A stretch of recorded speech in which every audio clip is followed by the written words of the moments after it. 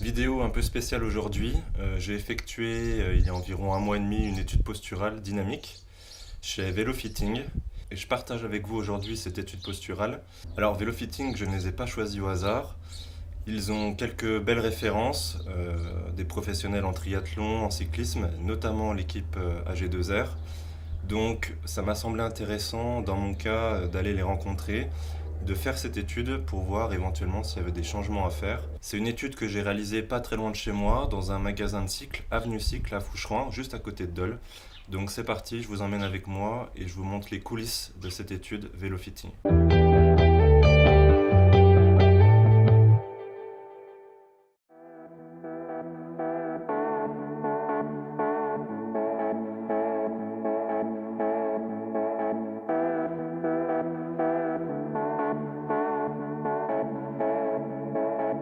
À domicile. Donc du coup, ça permet de pouvoir positionner aussi à domicile pour que les gens, suivant les magasins ou les volumes qu'il y a et la surface de mètre carré qu'ils ont par rapport aux personnes, et bien qu'on puisse être tranquille. Donc tu vas voir pendant la séance, quand je te demandais, quand je vais régler, je vais te demander de descendre, on s'écarte un peu, voilà, c'est facile. Donc on peut aussi tenir compte de ça. Et le gros avantage, c'est qu'on se déplace. Donc que ce soit au magasin, que ce soit à domicile, chez nous, moi Annecy, je positionne au labo, ce que j'appelle, c'est mon salon. C'est ton salon, voilà. Et à Nîmes aussi. D'accord, ok. Donc c'est deux endroits où je positionne pas mal à domicile et chez les gens aussi. Voilà. Et de manière générale, VeloFitting, de toute façon, ils interviennent sur toute la France quasiment. Sur toute la France, voire là, Joël Steve, qui est le franchiseur, lui se trouve à La Réunion actuellement. Donc oui, c'est dans toute la France et là.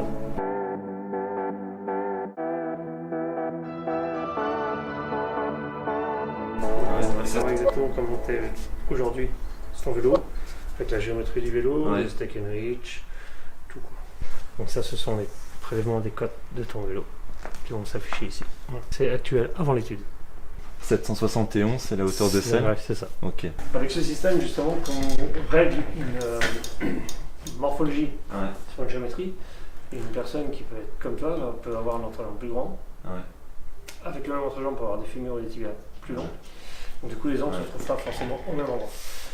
Une personne qui fait ta taille avec un entrejambe comme toi sera pas forcément, sera pas mal sur ton vélo, mais elle sera pas optimisée comme on va le faire. Je comprends. Donc, du coup, vraiment, c'est la morphologie avec la géométrie du vélo qui fait que le tout, avec ce système-là, on voit vraiment tous les angles.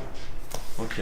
Voilà. Et donc après, ça fait des statistiques par rapport à une base de données. Ça marche comment les chiffres que tu vas obtenir là, comment tu sais toi que par exemple un angle de tel degré c'est plus efficace? Parce que nous on a des fourchettes mini maxi. Et on sait qu'il faut qu'on se fasse rentrer dans cette fourchette là. Pour les points moraux, pour les points morts, pour les extensions de genoux, pour les angles coudes, épaules tronc, l'angle de la hanche, mini pour l'oxygénation aussi des muscles, inférieurs, notamment inférieurs. Enfin, voilà. Tout ça, je vais te montrer tout ça quand on va être là. Ok, ça marche. Voilà.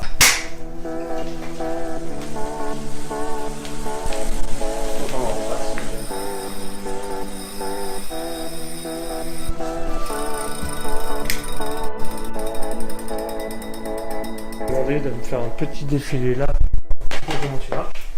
Donc sans les chaussures. Pour ta morphologie, voilà, sans les chaussures. Voilà, fais-moi quelques allers-retours. Vas-y, j'avance, s'il te plaît. Tends-toi. Parfait. Lancement pour le côté droit. Côté droit? Ouais. Si, j'ai. C'est ça? C'est vrai que c'est le côté droit qui est. C'est le côté droit qui penche.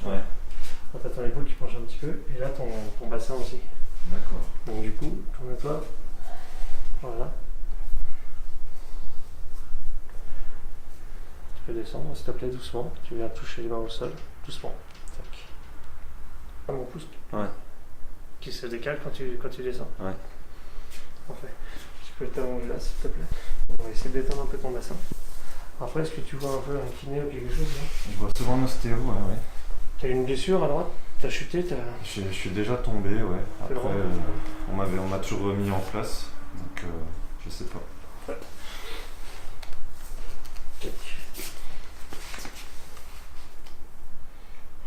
Déjà ça se présente bien, c'est parfait. Voilà. Et là tu vas lever ton bassin 3-4 fois. Voilà. Tu lâches. Oui. Oui. C'est un choix. Oui, mais je suis pas contre mettre autre chose, hein, mais j'aime pas trop le fait d'avoir le pied. Voilà. Ok. Donc ça, on va vérifier ça. Alors. Si jamais tu veux écraser quelque chose, ça. Bon, ça. Donc du coup, en fait, si on avait les câbles ici, la pression c'est là. Mais on a quand même besoin de l'articulation de la cheville. Ça, je l'avais ressenti. Voilà. Parce qu'au début, elles ont pas été toujours comme ça. J'ai déjà été plus en avant du pied. Et j'ai senti que plus je les reculais et plus j'avais de force, effectivement. Donc au bout d'un moment, j'ai reculé à fond. Exactement. Si j'avais pu, j'aurais même encore reculé un peu, mais c'est pas possible. Il y en a qui le font. On a les entrées. Il y a les entrées maintenant. Puisque vu, pour soulager un peu le mollet et qu'il y a une... j'ai dit une monnaie ou une mollet? Pour soulager un peu le mollet, il y a des cales qui existent, qui se mettent là-dessus et qui décalent encore plus. D'accord. Tu vois, en vélo d'étape, on n'a pas besoin d'aller jusque-là. D'accord. Parce que tu n'as pas de transition derrière. Oui, d'accord. Les triathlètes, eux, derrière, ils ont une transition, ils ont de la course. Ils sentent de la relation. C'est intéressant ça. Ils roulent 180 barres, sur un Ironman par exemple. Et après, derrière, ils ont une transition. Donc, du coup, on place différemment un triathlète suivant son niveau et suivant sa pratique. Si c'est du long, 73, on reste suivant la pratique des athlètes, route, triathlon, chrono, piste, cyclocross. C'est pas pareil. C'est différent. Alors par contre, je sais pas si ça c'est un truc qui va t'aider, mais je sais que moi sur les courses, sur les efforts très intenses, je crampe toujours mollet droit. Et c'est que le mollet droit. Donc il doit y avoir quelque chose, je sais pas. Non mais à droite. Mais oui, du coup, le déséquilibre. Pas déséquilibre à droite, mais j'ai déséquilibre à droite. Donc on va regarder ça. On va voir peut-être aussi, c'est suivant ton angle. Ici, comme je t'expliquais, l'angle mini de la hanche aussi, qui est l'oxygénation, tu as le psoas qui vient s'accrocher. Et suivant pour l'oxygénation de tes membres inférieurs. Donc si tu pinces trop, tu n'oxygènes pas assez, suffisamment. Et sur la longue distance, au bout d'un moment, quand tu n'oxygènes plus.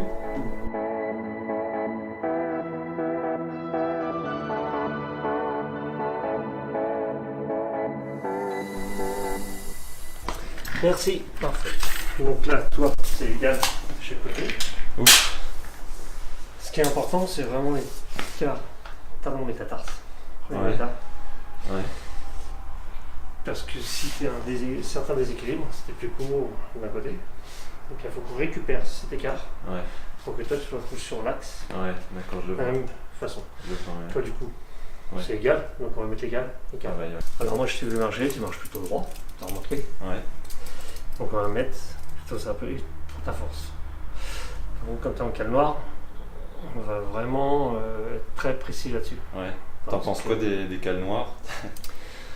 Alors c'est bien quand tu fais vraiment des études comme celle-ci, ouais. Mais d'avoir un petit peu de réglage angulaire, c'est quand même pas mal parce qu'en plus, comme toi, tu me dis que tu as un souci à droite en termes de tendon, de ligament, mais c'est quand même bien d'avoir un petit réglage angulaire. Donc, d'accord. Je veux dire, toi tu as des looks, la grise, 4,5 degrés, la grise, voilà. Ouais. Tiens. La rouge, elle a peut-être un peu trop, oui, la grise, c'est plutôt pas mal. Parce que quand tu fatigues, le problème c'est qu'à un moment donné, tu gères plus trop. Et lui, ton corps, eh bien, quand il cherche, et que là, quand tu es fatigué, c'est plutôt toi qui verrouille tout, quelque part, eh bien là, s'il a besoin un petit peu de se relâcher, quoi.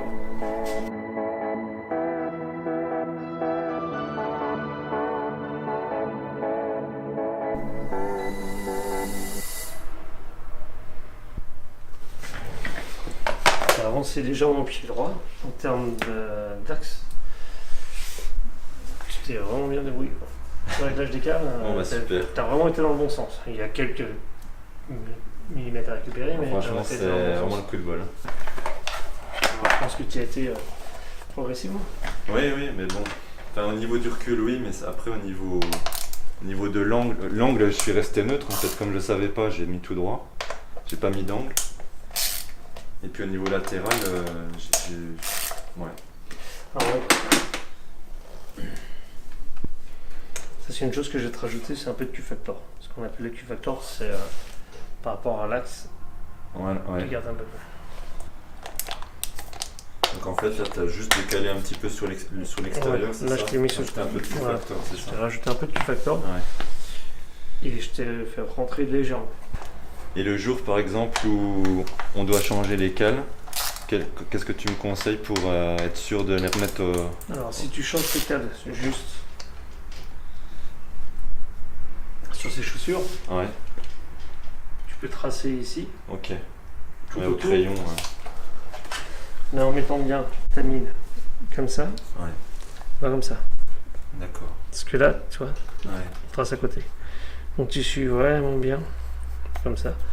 Et sinon, tu mesures vraiment bien tous tes axes Ok. pour être bien. Quand tu changes de chaussure, tu essaies de partir du centre de ta cale par rapport à l'autre pied. Et ce qui est aussi très important, c'est d'avoir une chaussure qui corresponde vraiment à ta taille. Ça, si tu as un pied large, prends une chaussure pied large, mais au maximum le plus près de ta taille parce que le volume change, les semelles sont différentes. Et du coup, des fois, on n'arrive pas à aller chercher vraiment le point qu'on veut. Parce que si, j'exagère, mais si tu prends un 42, enfin si tu chausses du 42 et que tu vas prendre un 44, tu as un volume de 44. Les trous là sont plus axés parce que tu as une semelle plus grande. Sauf que toi, ton pied, il se trouve là. Okay. Du coup, quand tu vas pédaler, on n'a pas assez de place pour avancer ton pied suffisamment. D'accord, ok. Si on a besoin d'avancer. Ouais. Allez.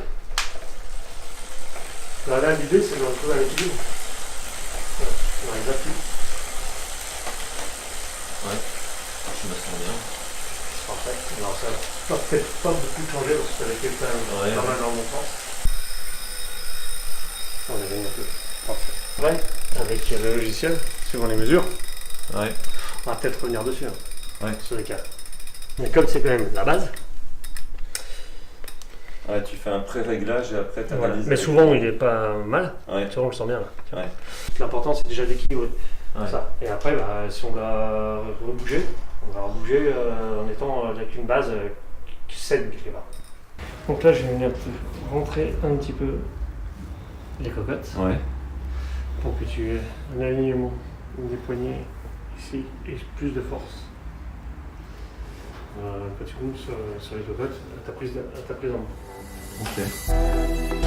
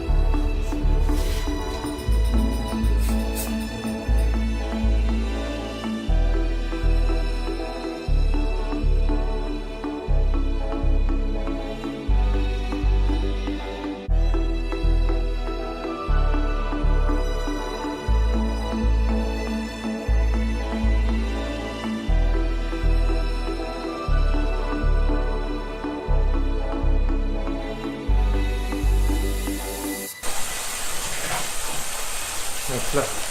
Donc ça, ce sont toutes les analyses qui sont prises en instantané.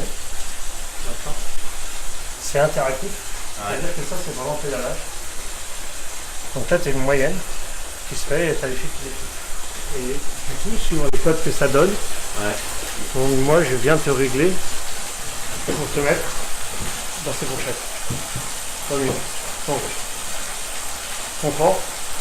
Il est optimisé. Et toi, on va être dans l'optimisation. Donc là, je viens mettre à jour mes données. Les angles inclus.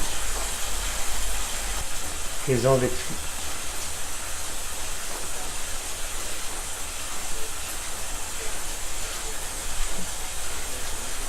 C'est ça. Donc là, tu as été aussi dans le bon sens. Mais t'inclines un peu trop.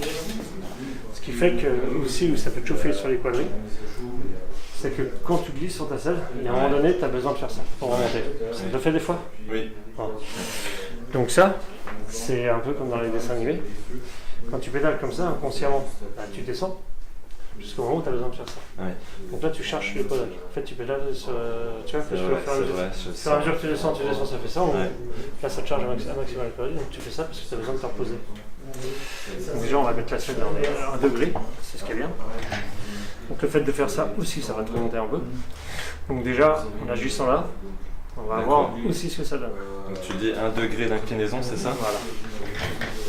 En fait, on bouge paramètre par paramètre. Ouais. Parce que chaque paramètre que l'on bouge interfère sur les autres paramètres. Ouais. Donc ici, moi, je vois et je sais où je veux t'emmener, si tu veux. À chaque fois qu'on bouge un paramètre, ça va bouger un angle de cheville, tombe en haut, tombe en bas, tes angles de coude, puisqu'on avance, voilà. Tes angles de dos et ton angle mini de la hanche ici, qui est très important. Et qui est justement bien. Et là, le fait de t'avancer, ouvre cet angle. Oui, oui, je comprends, ouais. Mais là déjà, je glisse plus. Non, mais ça c'est parfait. Et ça va t'amener beaucoup de choses. Ouais. Excellent. Ah, c'est bien, hein. C'est bien. C'est pas fini. Je sens que j'aurais besoin d'être peut-être un poil plus haut, mais je suis pas sûr. Ouais, on va y venir. Ouais. Alors, je vais mettre là. C'est parfait ça. Voilà. Ouais. Putain, c'est énorme. Ça, c'est l'alignement de tes genoux. Ici. D'accord. Ah, c'est là, c'est droit. Et là, c'est ton cadre. Donc, si tu veux, on est parallèle. Donc là, c'est parfait. Ouais. Et le rouge, c'est la descente, le bleu, c'est la remontée. Ce qui dit que là, tes genoux descendent et remontent au même moment. C'est parallèle au cadre. Bon, c'est ce qu'on voit. Ah oui, c'est excellent, franchement. Là, tu es en bas de cintre et là, tu es sur les cocottes. Ouais. Tu as le même profil. Donc ça, c'est top. Donc là, je vais te remonter encore un petit peu parce que bon, tu as besoin d'être avancé, mais quand je t'avance, quand on avance ici, Ouais. on te baisse. Tu as un angle ici. Oui, d'accord. Qui fait qu'on rapproche le bec de celle de l'axe. Ouais, ouais. Et vu qu'on rapproche le bec de celle de l'axe, ben on te baisse. Ouais.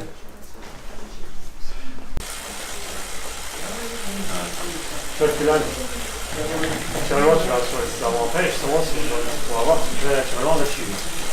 Le poids des épaules, tu vas chercher directement ici, sans chercher à comprendre, tu vas le poser là, et que là, c'est descendu. Donc tout ça, c'est bon. Parce que ça t'enlève les douleurs. Oui, En fait, oui, tu viens redescendre là, tu viens jusqu'à là, et voilà. Ouais. Et surtout, en plus avec l'inclinaison que je fais, on enlève toutes les tensions. Les groupes ici, qui seront jusque là. Cheville, orteil, genou. Je vais que c'est propre ici.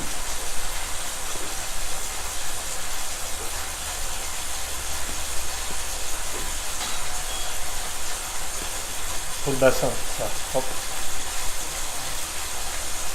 Ton long ici, il y a ton bassin.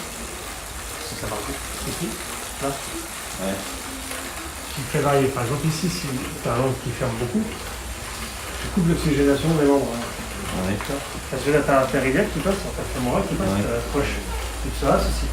Donc, du coup, ça fait revenir l'oxygénation.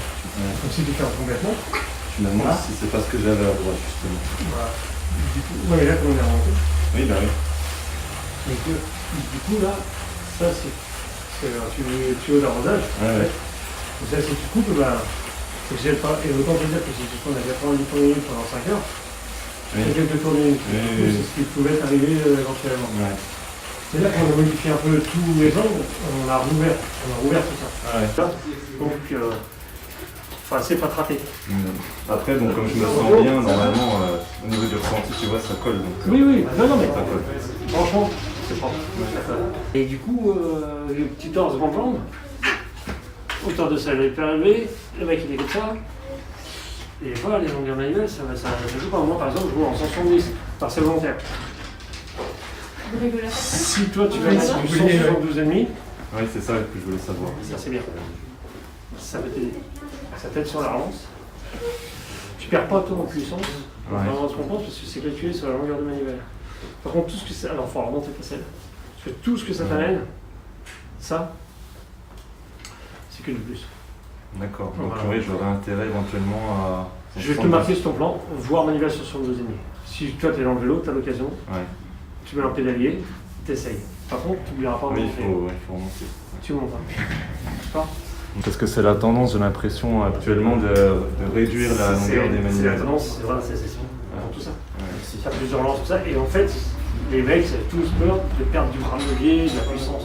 Mais non. Parce que c'est calculé sur toute la longueur de manivelle. Par rapport à tout ce que ça t'amène, même en relance, regarde les triathlètes. Oui, ils sont tous. Les triathlètes, et c'est avant, c'était grand plateau, milieu de cassette. Il n'y a pas de vitesse, il y avait 2 jambes. Aujourd'hui, les mecs qui font 1m80, l'autre fois j'ai passé un mec qui fait 1m88, ça fait 165. Ah ouais. Tu vois? Mais j'ai vu qu'il y avait énormément de triathlètes qui étaient 170 quoi. Ah ouais, on redescend. On redescend là. Mais même en deux.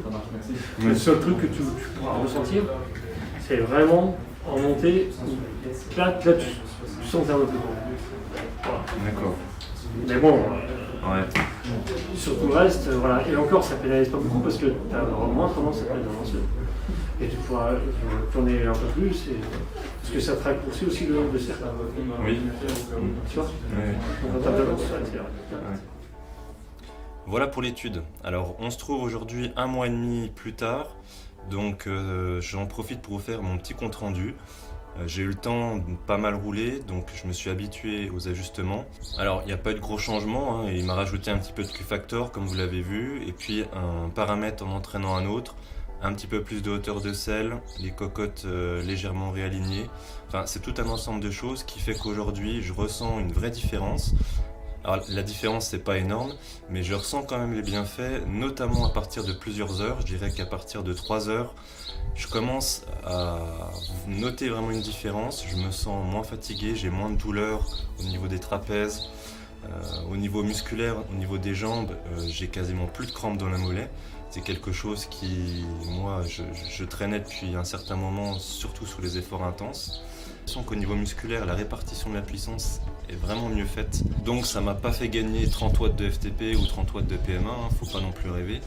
Mais je dirais que sur des durées longues, de 3 ou 4 heures, comme je suis plus confortable, comme j'ai moins de douleur, je suis capable de maintenir des watts plus longtemps. Donc au final, il y a des gains de puissance indirects. Donc je regrette vraiment pas de l'avoir fait, au contraire, j'en suis très satisfait. Je vous conseille vraiment cette étude VéloFitting. C'est des gens qui sont vraiment compétents. Moi j'ai eu affaire à une personne, Olivier, qui était vraiment passionné. Il n'était pas là simplement pour faire son travail, il était là aussi vraiment pour partager sa passion et puis vraiment aller chercher le petit détail pour vraiment me satisfaire. Et ça, je l'ai vraiment ressenti et c'était vraiment très agréable. Donc vraiment, je vous conseille cette étude. Alors, dans mon cas, j'ai été accueilli par le magasin Avenue Cycle à Foucheran, que je remercie aussi. VéloFitting a le gros avantage d'avoir plusieurs bikefitters partout en France. Donc vous êtes à peu près sûr d'avoir quelqu'un de chez eux à proximité, pas besoin de faire 300 km. Donc ça aussi, c'est vraiment un gros avantage. Sur ce, je vous dis à bientôt pour une prochaine vidéo. Et d'ici là, comme d'habitude, lâchez les watts.